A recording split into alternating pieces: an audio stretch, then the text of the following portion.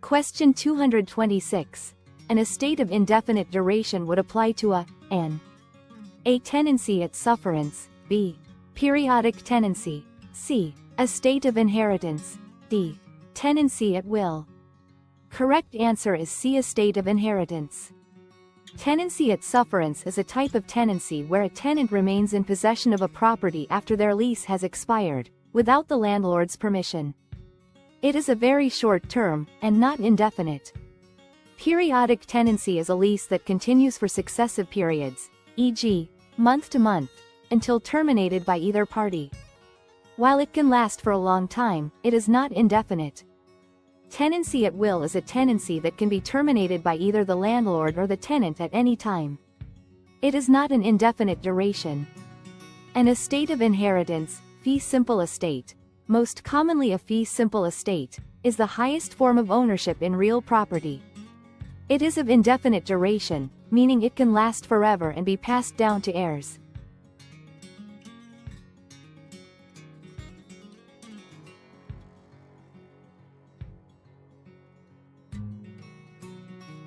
Question 227.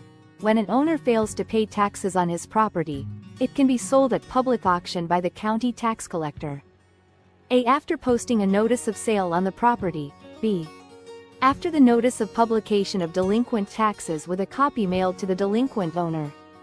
C. Without notice, since it is assumed the delinquent taxpayer should know his land may be sold for non-payment of taxes. D. None of the above. The property cannot be sold at auction without a hearing before a judge. Correct answer is B. After the notice of publication of delinquent taxes with a copy mailed to the delinquent owner. The government must provide due process before seizing and selling a person's property.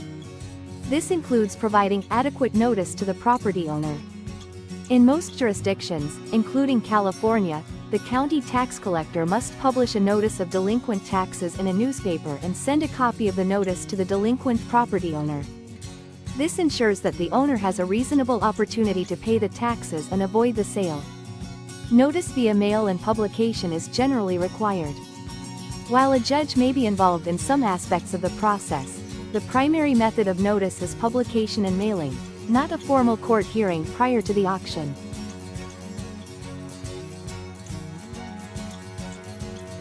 Question 228. When both parties agree to take back a contract, the process is called A. Rescission, b. Novation, c. Adjustment, d. Termination. Correct answer is A. Rescission. Novation involves substituting a new contract for an old one, or substituting a new party for an existing one. It doesn't mean taking back the original agreement. Adjustment implies making changes or modifications to the contract, not completely canceling it. Termination can refer to the end of a contract, but it doesn't necessarily imply mutual agreement to undo the contract entirely. Rescission is the act of canceling or voiding a contract as if it never existed. When both parties mutually agree to rescind, they essentially agree to undo the contract and return to their original positions. A rescission is sometimes referred to as a contract to destroy a contract. Question 229. When a party promises not to do something as consideration in a contract, it is called A. Forbearance, b. Rescission, c. Caution, d. Adjustment. Correct answer is A. Forbearance. Rescission is the act of canceling a contract. While caution may be involved in making contracts, it is not a legal term that defines a promise not to do something. Adjustment means to change or modify something, not to refrain from doing something. In contract law, forbearance is defined as the act of refraining from exercising a legal right. When a party promises not to do something that they have the legal right to do, that promise can serve as valid consideration for a contract.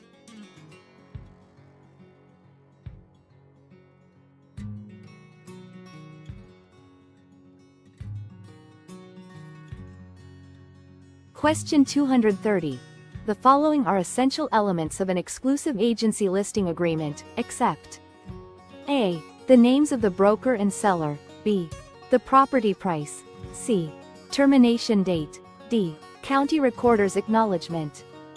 Correct answer is D. County Recorder's acknowledgement. A valid listing agreement, including an exclusive agency listing, requires certain fundamental elements to be legally binding. These typically include 1. Identification of the parties. The agreement must clearly identify the names and contact information of both the seller, property owner, and the real estate broker. 2. Property description.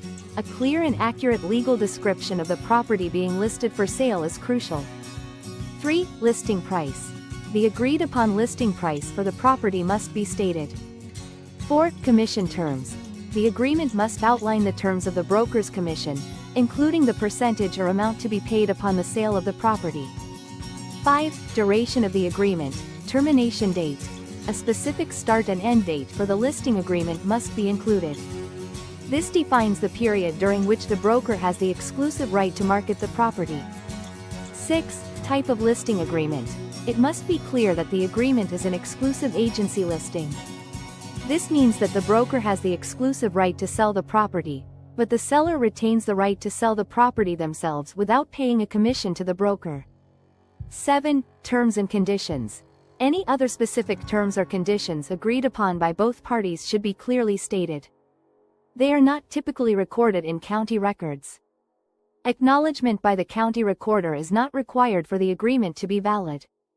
Acknowledgement is more commonly associated with deeds and other documents that transfer or affect title to real property.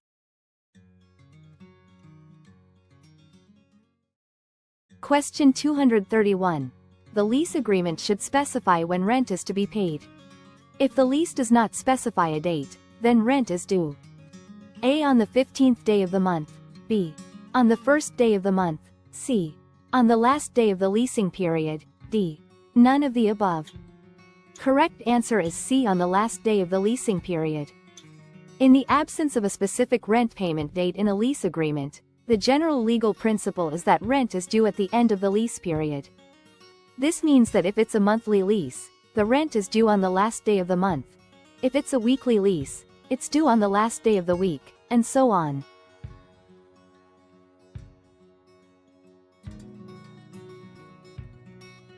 Question 232. A mortgage loan correspondent is primarily concerned with A. Origination fees. B. The primary mortgage market. C. Mortgages that can be packaged and sold on the secondary mortgage market. D. Secondary financing. Correct answer is C. Mortgages that can be packaged and sold on the secondary mortgage market. These are entities that originate mortgage loans with the specific intention of selling them to investors in the secondary mortgage market. They act as intermediaries, connecting borrowers with lenders who purchase loans for investment purposes. They are concerned with loans that meet the guidelines of entities such as Fannie Mae and Freddie Mac, so that they can be sold. While they operate in the primary market, their focus is on the secondary market. Question 233. A potential buyer and seller sign an option agreement on June 20th, with an expiration date of a week. The term of the option will expire on A. June 26th, B. June 27th, C. June 28th, D. None of the above. The 7-day term is too short to be valid. Correct answer is A. June 26th. An option agreement is a contract on a specific piece of real estate that allows the buyer the exclusive right to purchase the property, without any obligation to buy. The 7-day term starts on the day the option was agreed to, June 20th. A week is an acceptable term for an option to run. Therefore, the term of the option will expire on June 26th. Question 234.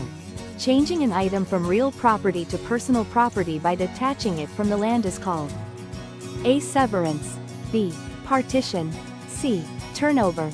D. Realty transfer. Correct answer is A. Severance. Partition is the legal division of co-owned real property. Turnover generally refers to the transfer of possession or control of something, but not specifically the conversion of real to personal property. Realty transfer refers to the transfer of real property itself, not the change from real to personal property. In real estate, Severance refers to the act of separating a fixture or other item from the real property, thereby converting it into personal property. For example, removing a built-in bookshelf or a chandelier.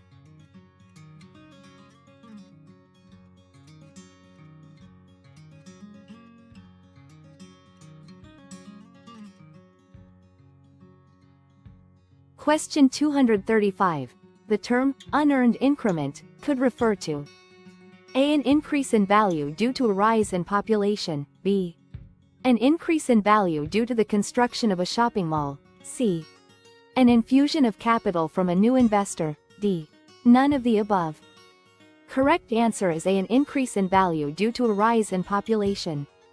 While the construction of a shopping mall can increase property values, this is considered an improvement and not necessarily unearned. An infusion of capital from a new investor is a direct investment and not an unearned increase in value.